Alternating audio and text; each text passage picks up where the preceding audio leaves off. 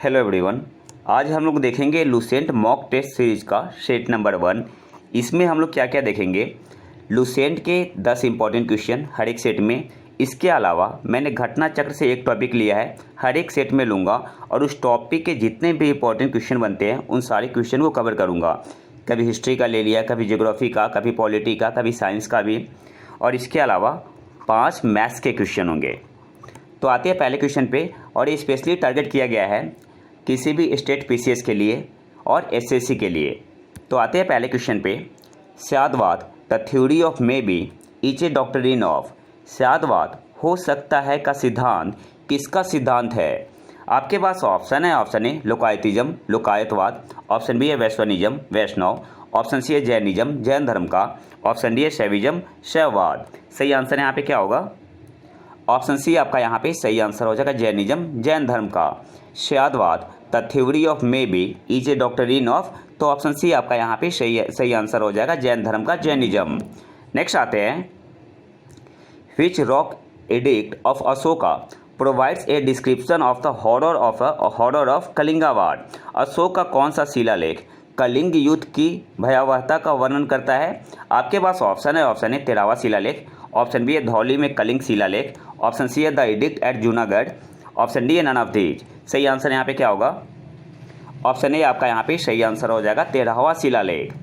Which rock edict of Ashoka provide a description of the horror of Kalinga war. Ashok का कौन सा शिलालेख कलिंग युद्ध की भयावहता का वर्णन करता है? तो ऑप्शन ए आपका यहाँ पे सही आंसर हो जाएगा, 13वां शिलालेख।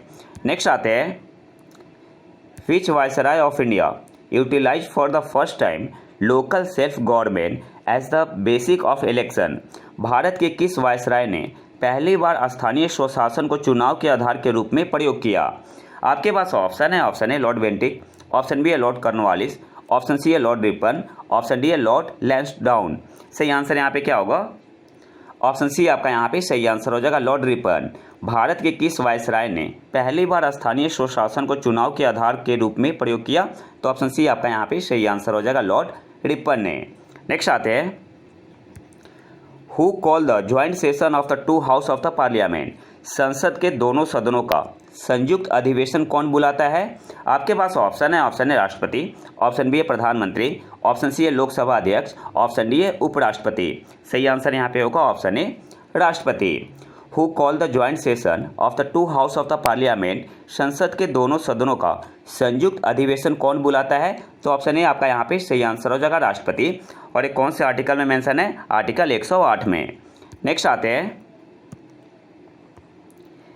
If a money bill passed by the Lok Sabha is not returned by the Rajya Sabha within 14 days, then यदि लोकसभा द्वारा पारित धन विधेयक 14 दिनों के भीतर राज्यसभा द्वारा वापस नहीं किया जाता है तो आपके पास ऑप्शन है, ऑप्शन ए लोकसभा इस पर पुनर्विचार करेगी, ऑप्शन बी है मनी बिल धन विधेयक खारिज कर दिया जाएगा, ऑप्शन सी है राष्ट्रपति इस पर चर्चा के लिए दोनों सदनों की संयुक्त बैठक बुलाएंगे, ऑप्शन डी है विधेयक को राष्ट्रपति के हस्ताक्षर और सहमति के लिए भेजा जाएगा। तो मनी बिल के केस में क्या होता है कि राज्यसभा को 14 दिन के अंदर रिटर्न करना ही होता है। अगर राज्यसभा ने 14 दिनों के अंदर रिटर्न नहीं किया तो इस विधेयक को पास माना जाता है, और विधेयक कहाँ पे जाएगा? राष्ट्रपति के पास हस्ताक्षर करवाने के लिए। तो ऑप्शन डी आपका यहाँ पे सही आंसर हो जाएगा, विधेयक को राष्ट्रपति के हस्ताक्षर और सहमति के लिए भेजा जाएगा। ऑप्शन डी आपका यहाँ पे सही आंसर हो जाएगा। किस केस में? मनी बिल के केस में। अच्छा, मनी बिल क्या होता है इसे थोड़ा समझ लेते हैं। संविधान के अनुच्छेद 110 में परिभाषित मनी बिल में सरकार के कर प्रस्ताव शामिल है जो नए करों और मौजूदा करों की दरों में बदलाव के बारे में बताते हैं। ये किसमें आता है? मनी बिल के अंतर्गत आता है। इसमें सरकार के व्यय, राजस्व और उधार भी शामिल है। संविधान के अनुसार धन विधेयक में किसी भी कर का अधिरोपण, इम्पोजिशन, उन्मूलन, एबोलिशन, रिमिशन, छूट, परिवर्तन या विनियमन, रेगुलेशन शामिल होता है। मनी बिल में धन विधेयक में किसी भी कर का अधिरोपण, इम्पोजिशन, उन्मूलन, एबोलिशन, छूट, रिमिशन, इसके बाद होगा परिवर्तन या विनियमन शामिल होता है, लेकिन स्थानीय कर लगाना धन विधेयक के दायरे में नहीं आता है। तो ये की पॉइंट है।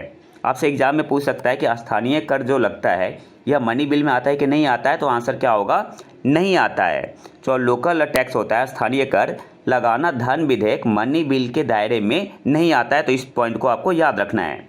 नेक्स्ट आते हैं, सैलरी ऑफ द जजेस of the supreme court are determined by. सर्वोच्च न्यायालय के न्यायाधीशों का वेतन किसके द्वारा निर्धारित किया जाता है? आपके पास ऑप्शन है, ऑप्शन ए राष्ट्रपति द्वारा नियुक्त वेतन आयोग, ऑप्शन बी है विधि आयोग, ऑप्शन सी है संसद के द्वारा, पार्लियामेंट के द्वारा, ऑप्शन डी है मंत्रिपरिषद। सही आंसर यहाँ पे क्या होगा, ऑप्शन सी आपका यहाँ पे सही आंसर हो जाएगा, संसद, पार्लियामेंट के द्वारा। सैलरीज ऑफ द जजेज of the supreme court are determined by. सर्वोच्च न्यायालय के न्यायाधीशों का वेतन किसके द्वारा निर्धारित किया जाता है? तो ऑप्शन सी आपका यहाँ पे सही आंसर हो जाएगा, संसद के द्वारा। और एक कौन से आर्टिकल में मेंशन है? आर्टिकल 125 में, 125 में। और कौन से पार्ट में है? पार्ट 5 में है। नेक्स्ट आते हैं,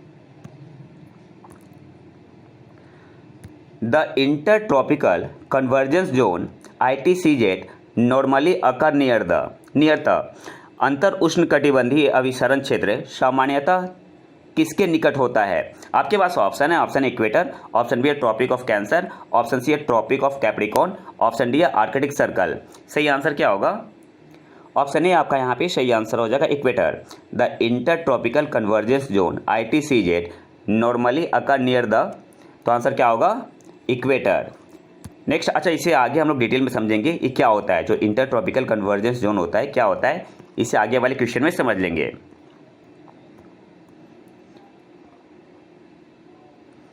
अच्छा, भूमध्य रेखा से कितने देश गुजरती है?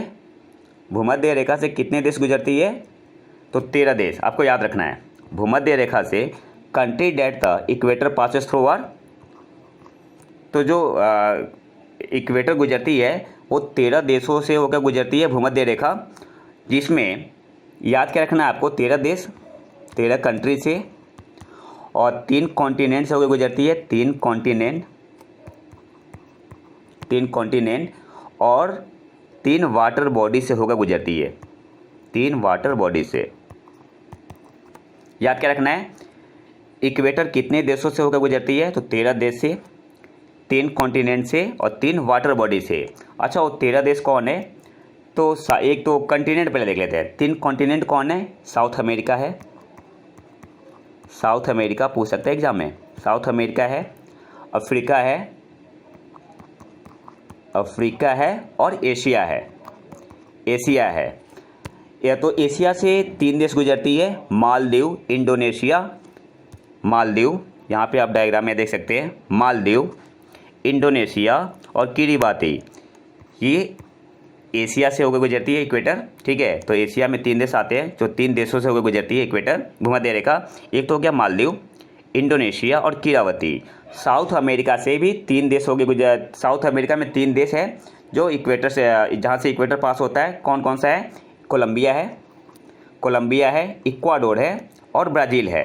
तो 3 तो हो गए कहाँ से? एशिया से, 3 एशिया से हो गए, और 3 आपके हो गए कोलंबिया, इक्वाडोर, ब्राज़ील, ये साउथ अमेरिका से। ठीक है, साउथ अमेरिका से।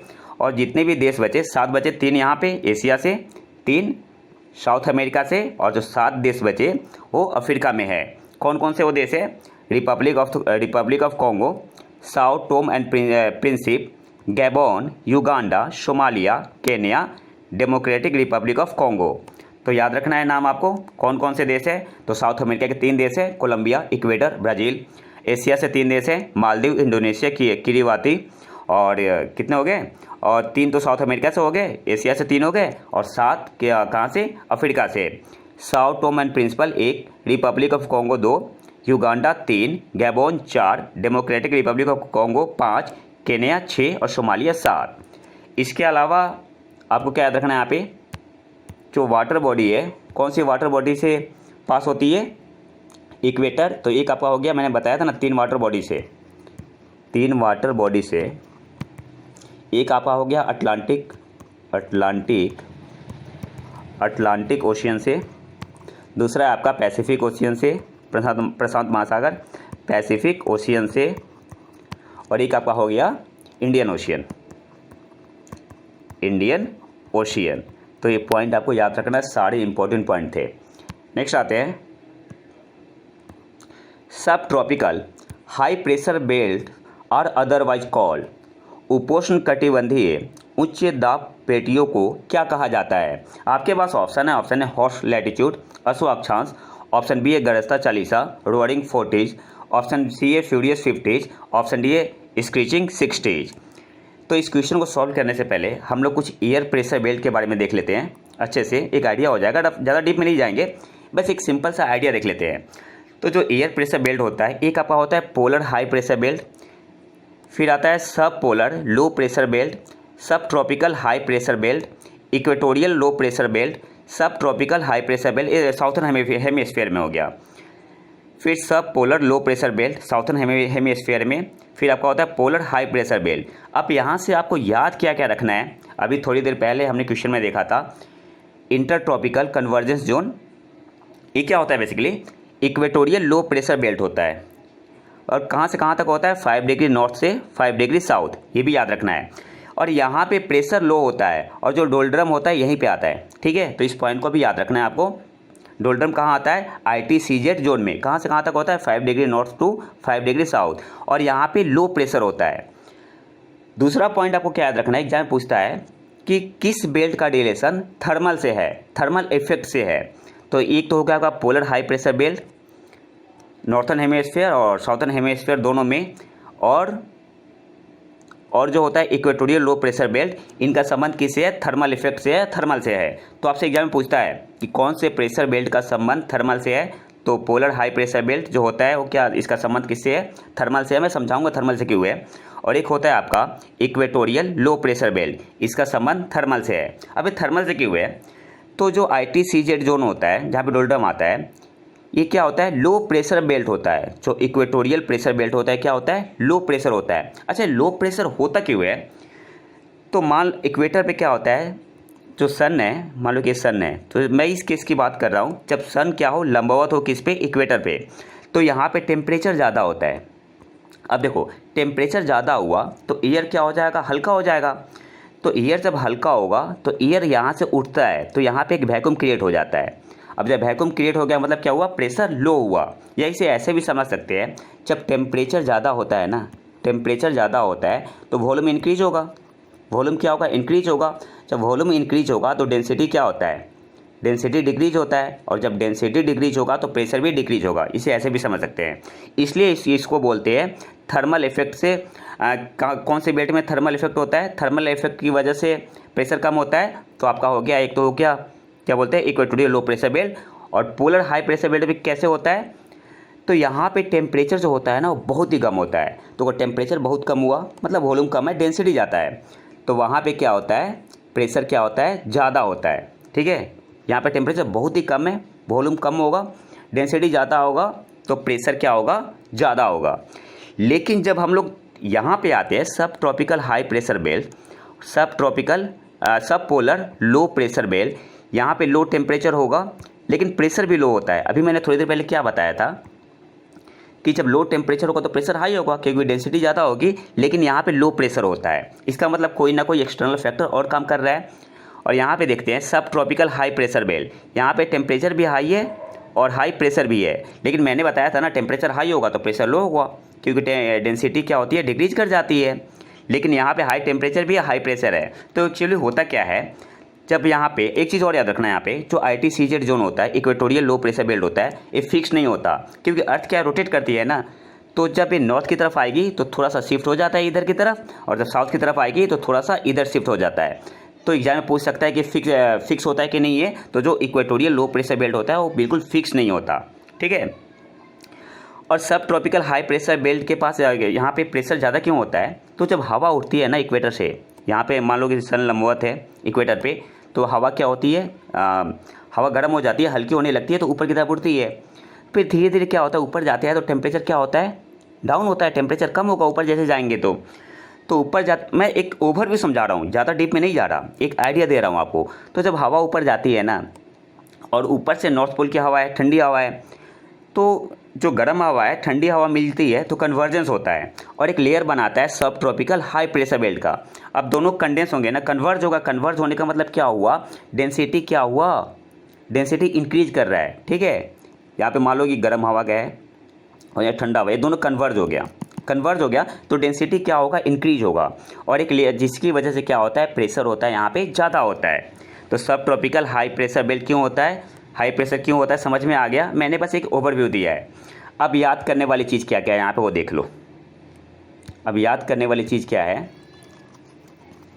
ये तो मैंने बस एक ओवरव्यू दे दिया। अब यहाँ से आपको क्वेश्चन के फॉर्म में क्या क्या याद रखना है। North polar high pressure belt, जो नॉर्थ पोल और साउथ पोल होता है, प्रेशर ज़्यादा होता है थर्मल इफेक्ट की वजह से, बात समझ में आ रही है। फिर जब आते हैं सब पोलर लो प्रेशर बेल्ट, जो कि 60 डिग्री नॉर्थ, क्या बोलते हैं, 60 degree north to 65 degree north, ये क्या होता है आपका सब पोलर लो प्रेशर बेल्ट होता है, याद कर लो, ठीक है। 30 से 35 डिग्री नॉर्थ ये होता है सब ट्रॉपिकल हाई प्रेशर बेल्ट, और इसको हॉर्स लैटिट्यूड के नाम से भी जानते हैं।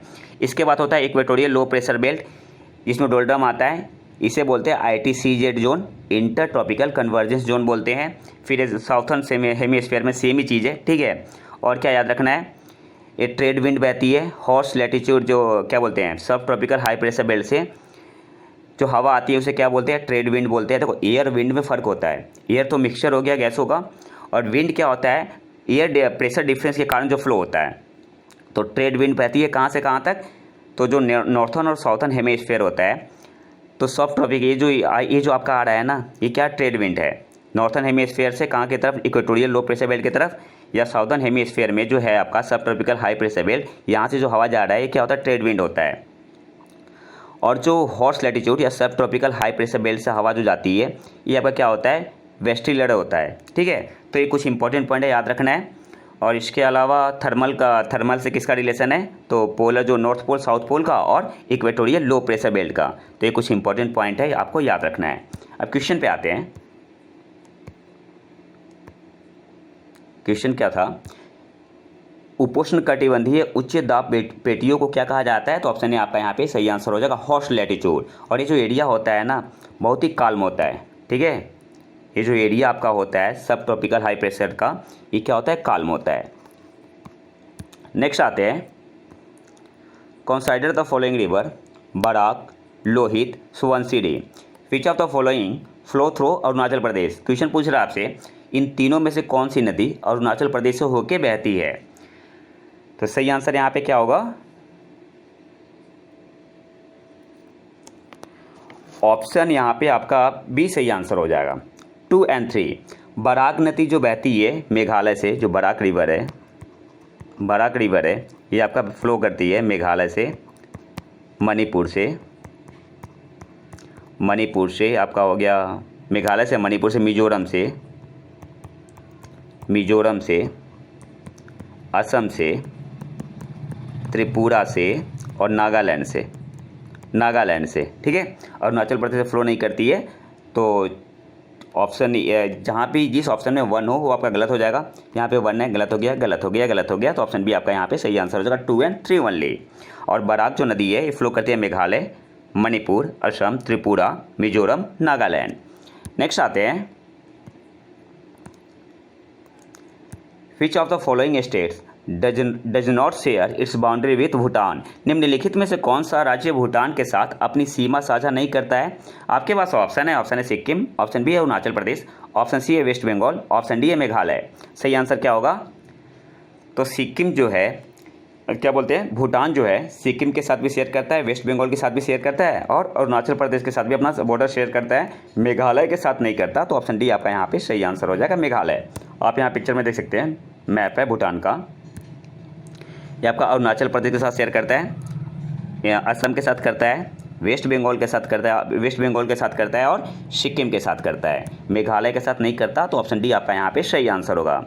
अच्छा, भूटान के साथ कितने भारतीय राज्य, बांग्लादेश के साथ कितने भारतीय राज्य बॉर्डर शेयर करते हैं, तो 5, असम, वेस्ट बंगाल, मिजोरम, मेघालय और त्रिपुरा। ये याद रखना है आपको, असम, वेस्ट बंगाल, मिजोरम, मेघालय और त्रिपुरा। आप अपने तरीके से ट्रिक बना सकते हो। अगला हमारा टॉपिक है एक्स्ट्रा इंपॉर्टेंट फैक्ट। इसमें मैंने क्या किया है कि किसी भी टॉपिक से जितने भी इंपॉर्टेंट क्वेश्चन बनते हैं ना, उसको मैं पूरा कवर करूंगा। जैसे आज का हमारा टॉपिक है सविनय अवज्ञा आंदोलन, सिविल डिसओबीडियंस मूवमेंट। तो आते हैं पहले क्वेश्चन पे। At which Congress session was the working committee authorise to launch a programme of civil disobedience. किस कांग्रेस अधिवेशन में कार्य समिति को सविनय अवज्ञा का कार्यक्रम शुरू करने के लिए अधिकृत किया गया था? तो आंसर क्या होगा? लाहौर सेशन में। और कब शुरू हुआ था सविनय अवज्ञा आंदोलन? 12 मार्च 1930 को। अच्छा, आपको बताना है और एंड कब हुआ था। Which one of the following province had the highest number satyagrahi in Mahatma Gandhi Dandi मार्च। निम्नलिखित में से किस प्रांत में महात्मा गांधी की दांडी यात्रा में सत्याग्रहियों की संख्या सबसे अधिक है? तो सही आंसर क्या होगा? गुजरात। गुजरात से टोटल 31 सत्याग्रही थे।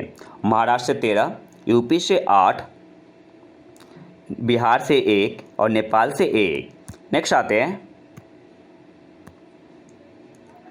दांडी मार्च कब शुरू हुआ था? 12 मार्च 1930 को।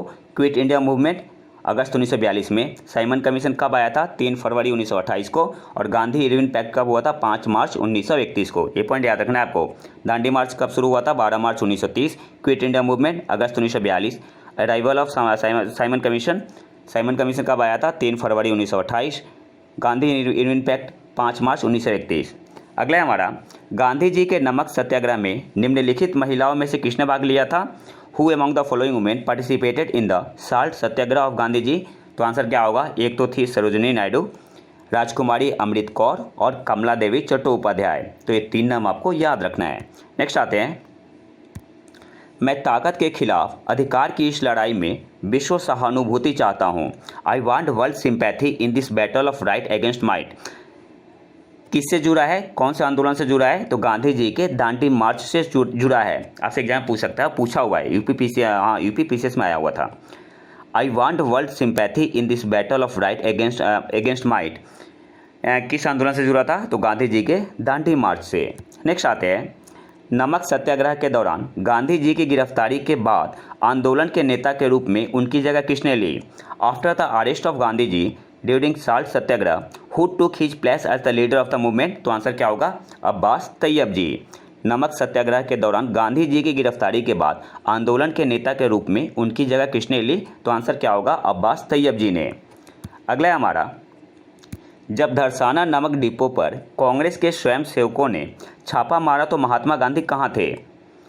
Where was Mahatma Gandhi when a raid was made by Congress volunteer on Dharasana salt depot? तो आंसर क्या होगा? गांधी जी उस समय कहाँ थे? यरवादा जेल में। अगला है हमारा, और सारे एग्जाम में आए हुए क्वेश्चन है, दांडी मार्च के दौरान गांधी जी विदेशी पत्रकार के साथ उनके साबरमती आश्रम में रुके थे। उनका नाम क्या था? Gandhi ji stay with the foreign journalist in he Sabarmati Ashram during Dandi march he was who? तो आंसर क्या होगा? उनका नाम था वेब मिलर। दांडी मार्च के दौरान गांधी जी विदेशी पत्रकार के साथ उनके साबरमती आश्रम में रुके थे। वह कौन थे? तो उनका नाम क्या था? Web Miller. नेक्स्ट आते हैं, निम्नलिखित में से किसने 1930 में अप्रैल में नमक कानून को तोड़ने के लिए तंजौर तट पर मार्च आयोजित किया था? Who of the following organized a march on the Tanjore coast to break the salt law in April in 1930? तो आंसर क्या होगा? सी राजगोपालाचारी ने। निम्नलिखित में से किसने 1930 में अप्रैल में नमक कानून को तोड़ने के लिए तंजौर तट पर मार्च आयोजित किया था? तो आंसर क्या होगा? सी राजगोपालाचारी। अगला है हमारा, गढ़वाल रेजिमेंट के सिपाहियों ने क्रांतिकारियों पर गोली चलाने से मना कर दिया। किस आंदोलन में? तो कौन सा आंदोलन था वो? सविनय अवज्ञा आंदोलन। नेक्स्ट आते हैं, राष्ट्रीय आंदोलन के समय 10 रोजा पत्रिका किसने प्रारंभ की?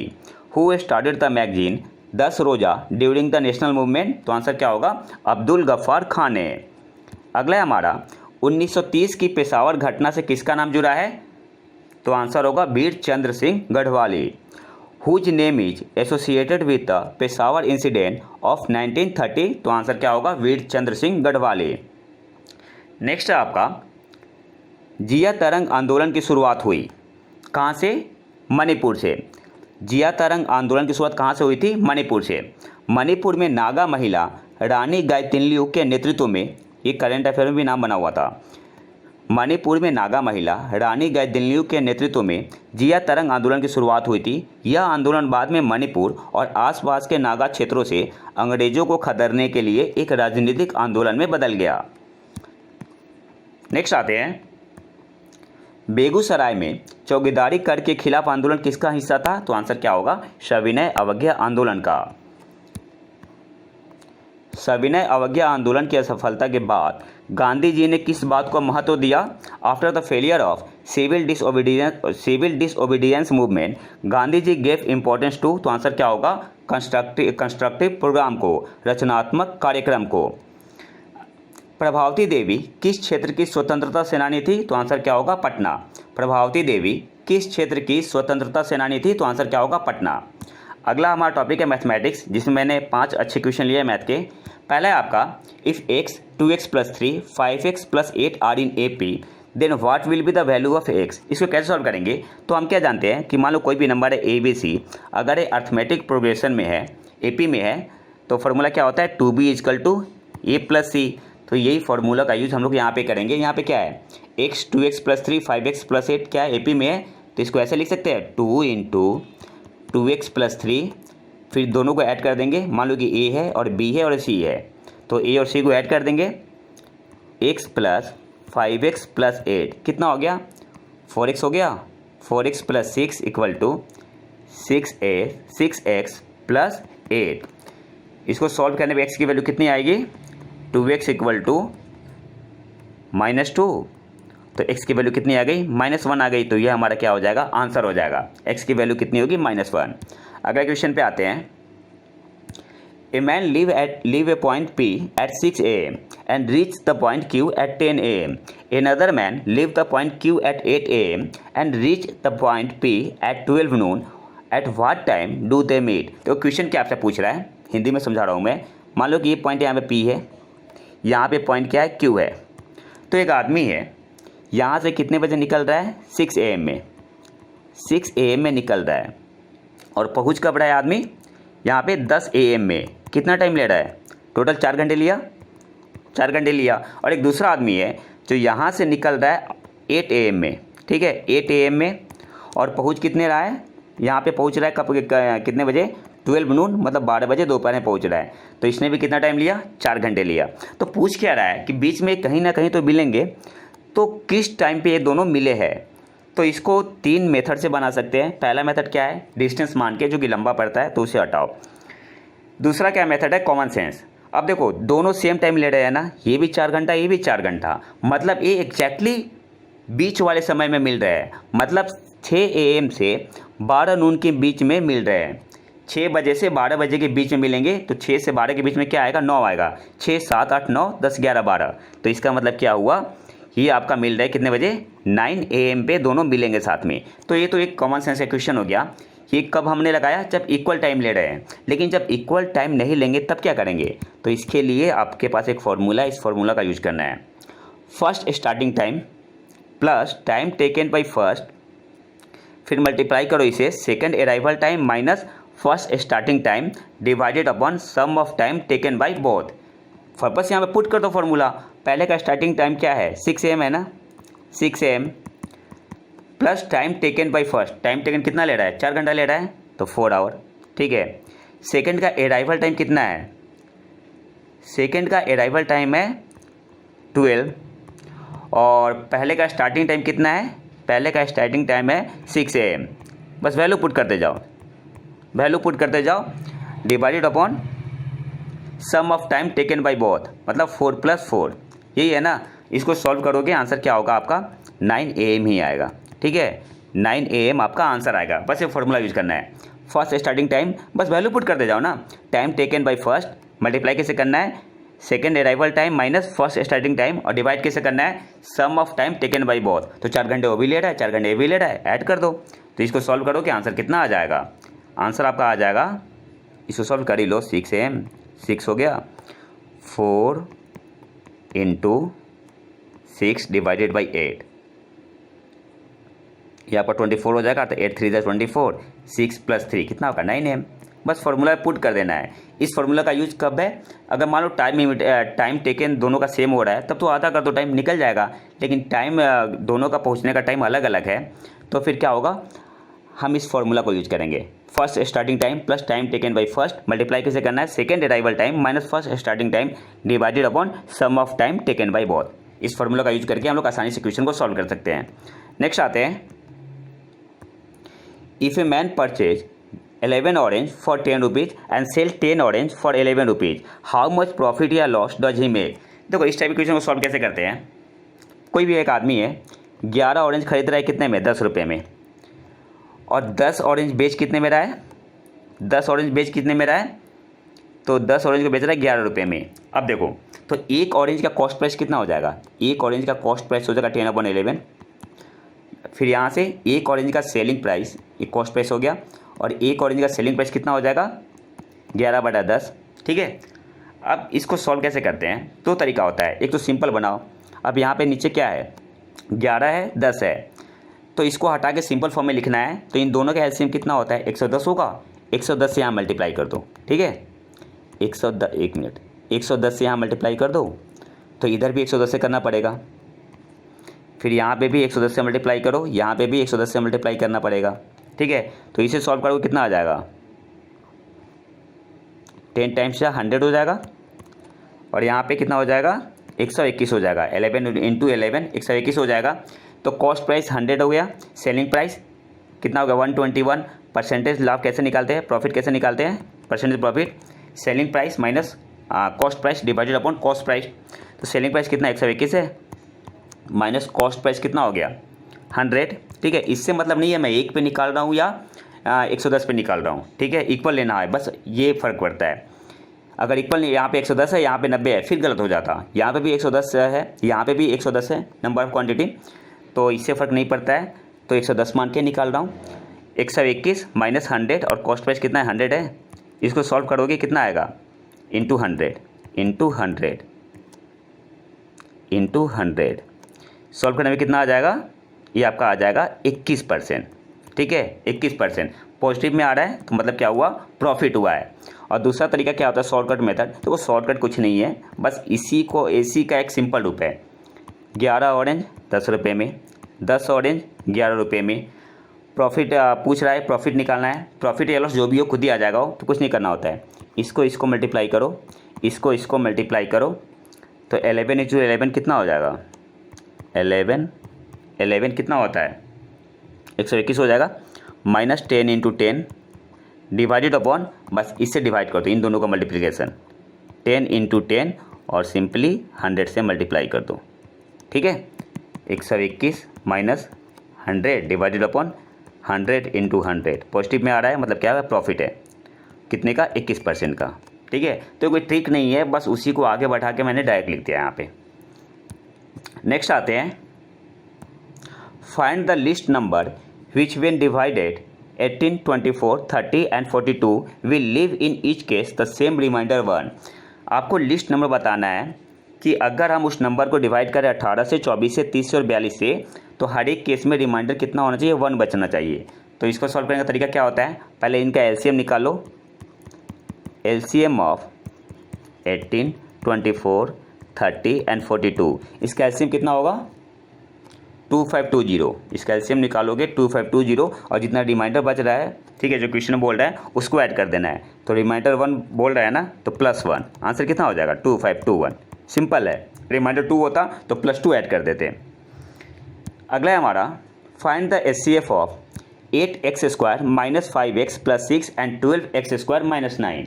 कैसे सॉल्व करेंगे, तो देखो सबसे पहले इसको क्या करेंगे, सिंपल फॉर्म में चेंज करने, इसका फैक्टर निकालेंगे। तो 8x² - 2x - 5x + 6 को ऐसे लिख सकते हैं, x² - 3x - 2x + 6 निकालने आता है ना। ठीक है, मैं मान के चल रहा हूँ आपको ये सॉल्व करने आता है। तो अब क्या करेंगे, यहाँ पे 8 हो गया, यहाँ से x कॉमन ले लो, x - 3, यहाँ से -2 कॉमन लो, कितना हो जाएगा x - 3। अब x - 3 कॉमन है ना, तो क्या बचा हमारे पास 8 x - 3 और x - 2, ये फैक्टर हो गया। और दूसरा क्या है 12x² - 9, ये तो खैर और आसान है, a² - b² का फॉर्म में है ना, x² - 3a², तो 12x - 3 और x + 3 के फॉर्म में लिख सकते हैं इसे। अब एचसीएफ कैसे निकालते हैं, एचसीएफ कैसे निकालते हैं, अब देखो, अब इसे बहुत ही सिंपल फॉर्म में लिखो। 8 को लिख सकते हैं 4 × 2, फिर क्या है x-3 और x-2 और 12x-3 x+3 है ना, तो इसको लिख सकते हैं 4 × 3, 4 × 3 लिख सकते हैं।